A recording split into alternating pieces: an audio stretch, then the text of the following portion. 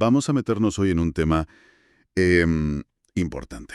El abandono educativo temprano. Un jardín. Sí, Y tenemos sobre la mesa un caso de estudio que, la verdad, llama mucho la atención. La región de Murcia. En 2025 tiene la tasa más alta de toda España. la más alta. La misión de hoy es entender el porqué. Vamos a bucear en las cifras, a viajar un poco en el tiempo, hasta 2002, que es cuando la comunidad asume las competencias, y a tocar también los factores más humanos. Eso es. Para guiarnos, pues contamos con datos del Ministerio, del INE, informes de la OCDE y también un análisis de estrategias europeas. Así que la pregunta del millón es, ¿qué está pasando realmente en Murcia y, sobre todo, ¿hay una hoja de ruta para salir de ahí?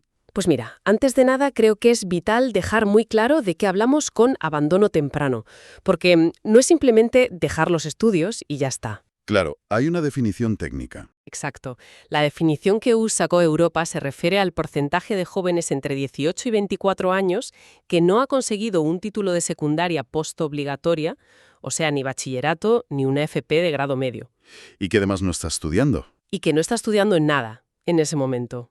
Y esto, no es una estadística más para un informe, es un indicador de la salud de un país. Totalmente. Por eso la Unión Europea tiene una meta clarísima, que todos los países bajen del 9% para 2030.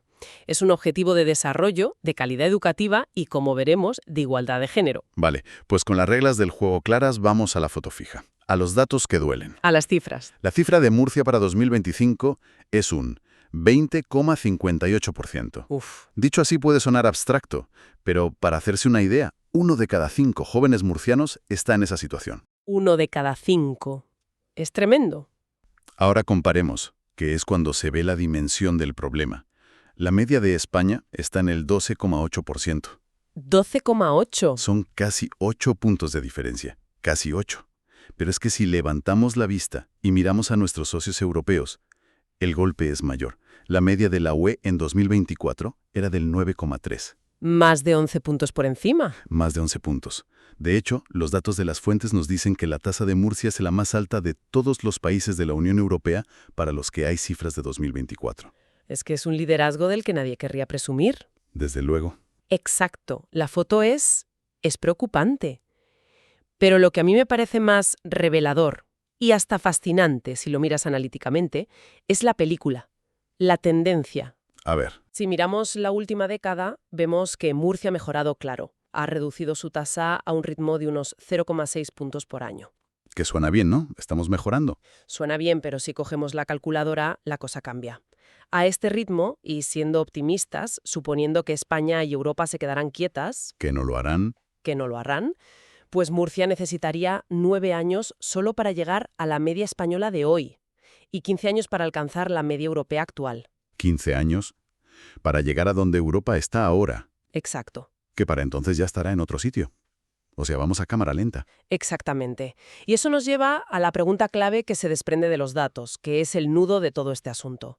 ¿Cómo es posible que, en un contexto de mejora general en toda España, la brecha de Murcia con el resto del país no solo no se haya cerrado, sino que se haya hecho más grande? Ha aumentado. Aumentado. En 2010, la diferencia era de 6,74 puntos. En 2025, de 7,78. En vez de converger, diverge.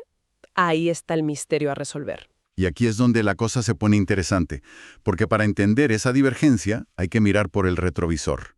Hay una fecha clave, 2002. Cuando asumen competencias. Exacto. Es el año en que la Comunidad Autónoma de Murcia asume las competencias plenas en educación. Y si analizamos lo que ha pasado desde entonces, los datos cuentan una historia con 2 capítulos muy distintos. A ver, El primer capítulo, de 2002 a 2010. La tasa de abandono era estratosférica, un 39,4%. Y en 8 años apenas bajó 4,5 puntos. casi testimonial, vamos. Muy pobre. Pero luego llega el segundo capítulo, la década de 2010 a 2020. Y aquí hay un acelerón espectacular. Se pasa de ese 34,9% a un 18,7%. Una bajada enorme. Una reducción de más de 16 puntos. Y claro, la primera explicación que uno encuentra es que esto coincide con la puesta en marcha del Plan Regional contra el Abandono Escolar en 2010. Parece causa-efecto de manual. Parece. Pero aquí es donde las propias fuentes introducen un matiz crítico. casi en advertencia.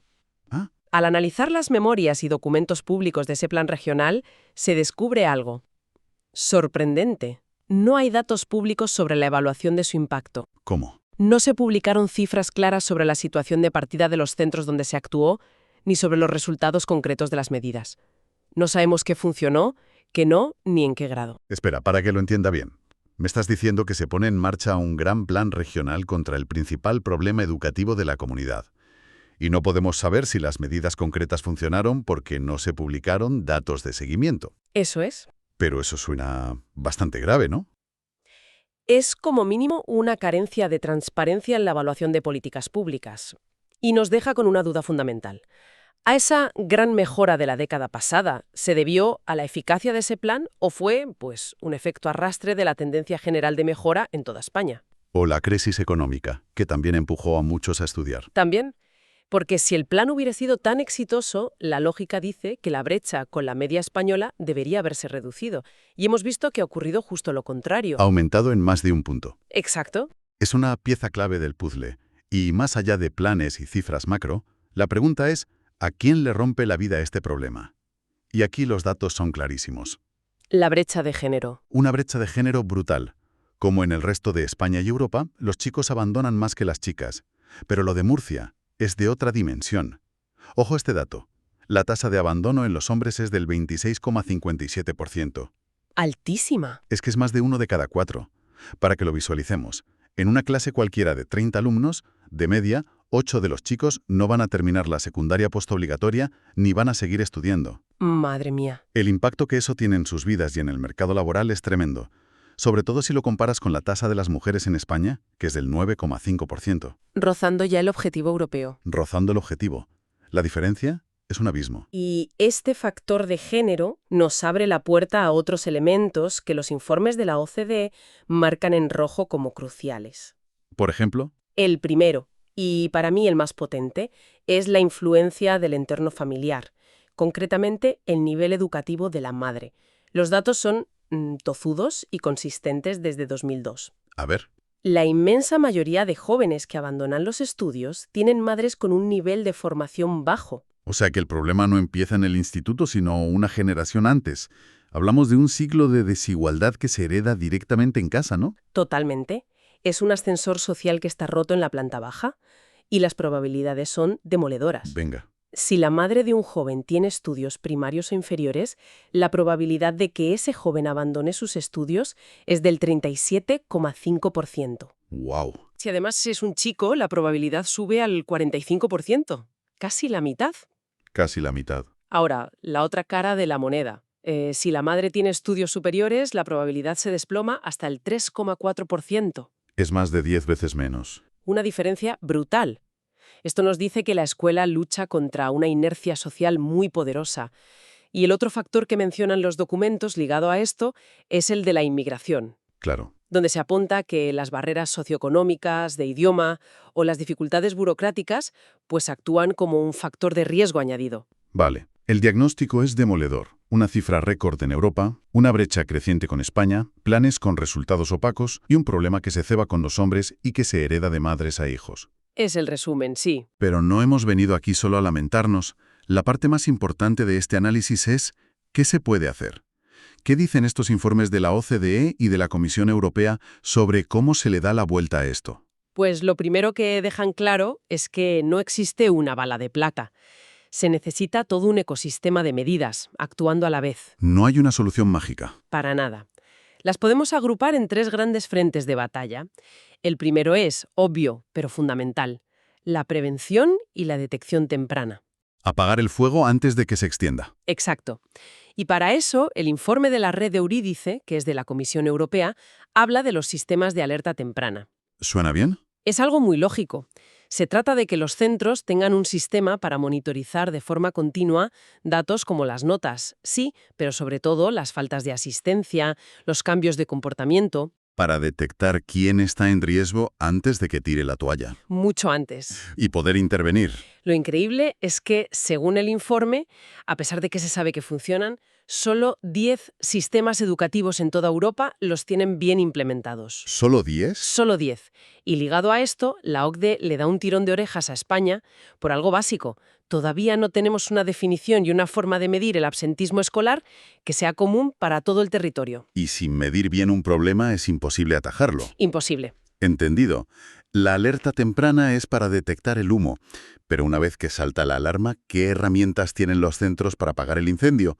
Supongo que ese es el segundo frente. Efectivamente, el apoyo dentro del propio sistema educativo. Y aquí la palabra clave que repite la OCDE es flexibilidad. Flexibilidad. El sistema tiene que dejar de ser una talla única que no les sirve a todo el mundo. Esto se concreta en varias cosas. Por un lado, potenciar de verdad los planes educativos individualizados y programas como los de diversificación curricular. Adaptar el camino a los alumnos con más dificultades. Eso es. Y por otro lado, y esto es fundamental en España, reforzar la formación profesional. La eterna asignatura pendiente. Acabar con el estigma de que la FP es para los que no valen. Exacto. Hay que presentarla como lo que es en muchos países de Europa, una vía de altísima calidad, conectada con el empleo y de gran prestigio. El informe de la OCDE muestra un gráfico muy revelador. España está a la cola en el porcentaje de alumnos de secundaria que eligen la FP. Estamos desaprovechando un potencial enorme. Enorme. Y para que todo esto funcione, claro, hace falta el pilar de todo, reforzar las competencias del profesorado. Claro. Y no solo en lo digital, sino en darles formación y herramientas para gestionar aulas cada vez más diversas, para la inclusión y, muy importante, para que sepan identificar esas primeras señales de riesgo que comentábamos antes. Tiene todo el sentido, pero me imagino que habrá medidas más polémicas o que supongan un cambio cultural más profundo. La hay. Y el informe de la OCDE la califica como crítica para España, la repetición de curso. Tema delicado. Mucho. Los datos nos vuelven a poner la cara colorada. Somos uno de los países de la OCDE con la tasa de repetición más alta. Y toda la evidencia científica acumulada durante décadas dice lo mismo. Repetir curso no funciona. Un momento, porque aquí me pongo en modo abogado del diablo. Muchísimos padres, y también profesores, defienden que repetir es dar una segunda oportunidad. Ya, es el argumento clásico. Es necesario para que el alumno madure y alcance el nivel. ¿Están todos equivocados o es que el sistema no les da otra alternativa real? Es una mezcla de ambas. La percepción cultural es muy fuerte, pero la evidencia es abrumadora. La repetición estigmatiza, reduce la motivación, tiene un coste económico altísimo y, lo más importante, no mejora el rendimiento a largo plazo. Es un parche que no cura la herida. Peor, es uno de los predictores más fiables de que un alumno acabará abandonando los estudios más adelante. La ley educativa actual, la LOMLOE, ya la limita y la considera excepcional, pero las fuentes insisten, no basta con la ley, se necesita un cambio cultural profundo. En los claustros y en la sociedad. Exacto. Dejar de verla como la solución por defecto y apostar por los refuerzos y los apoyos individualizados como primera opción. Es cambiar el castigo por el apoyo. Lo que nos lleva, supongo, al tercer y último frente. Las estrategias que van más allá del aula. Exacto. Las estrategias estructurales y de gobernanza. Aquí la OCDE lanza una propuesta que me parece muy potente. Crear un índice de vulnerabilidad escolar. ¿Y eso qué es? La idea es simple pero revolucionaria para nuestro sistema. En lugar de repartir los recursos a los centros de forma más o menos uniforme, ¿Cómo se hace ahora? como se hace ahora, este índice identificaría a los colegios e institutos que trabajan con el alumnado socioeconómicamente más desfavorecido, para darles más financiación, más profesores de apoyo, mejores infraestructuras. Es dar más a quien más lo necesita. ¿Equidad frente a igualdad? Justo. Un concepto del que se habla mucho pero que se aplica poco. Y esto conecta con las estrategias europeas que han tenido éxito. Nunca se basan en una sola cosa. Es un cóctel de medidas. Es un cóctel. Combinan la exigencia con normativas claras de asistencia, pero siempre con el apoyo. Y con dos elementos que a menudo olvidamos. La implicación real de las familias y de la comunidad en la vida del centro. Fundamental. Y la mejora del clima escolar. Que el instituto sea un lugar seguro y motivador.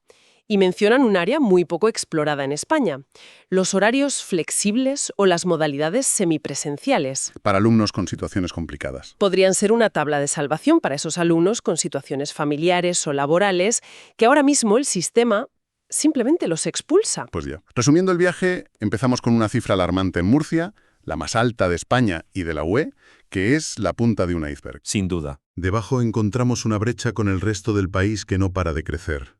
Una historia de mejoras con sombras en la evaluación de sus políticas y un problema con rostro masculino y con raíces en la desigualdad que se hereda en casa. Un buen resumen. Y al final del túnel, una luz. Un abanico de soluciones que no son magia, sino trabajo coordinado en muchos frentes. Detectar el problema a tiempo. Hacer el currículum más flexible con una FP de prestigio. Cambiar la cultura de la repetición por la del apoyo. Y repartir los recursos de forma más justa. Y si me permites, lanzo una reflexión final que se queda flotando después de analizar todos estos documentos. Por favor. Todas las propuestas se centran, lógicamente, en políticas educativas. Pero esto nos obliga a hacernos una pregunta incómoda. ¿Puede el sistema educativo, por sí solo, resolver un problema que está tan íntimamente cosido a la estructura socioeconómica? Uf. Si hemos visto que el predictor más potente del abandono es el nivel educativo de las familias, ¿hasta qué punto la solución real exige una acción coordinada que vaya mucho más allá de las aulas, implicando políticas de empleo digno para esos padres, servicios sociales robustos, cohesión territorial? Quizá la respuesta no esté solo en los libros de texto, sino en romper de verdad el ciclo de la desigualdad de una generación a otra.